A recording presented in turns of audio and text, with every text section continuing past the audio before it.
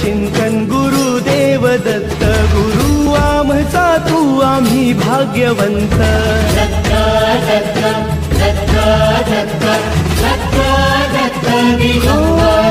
अवधूत चिंतन गुरुदेव दत्त गुरु आमचा तू आम्ही भाग्यवंत नसे जन्म मृत्यू नुरे काही खंत न प्रारंभ मध्य नसे काही अंत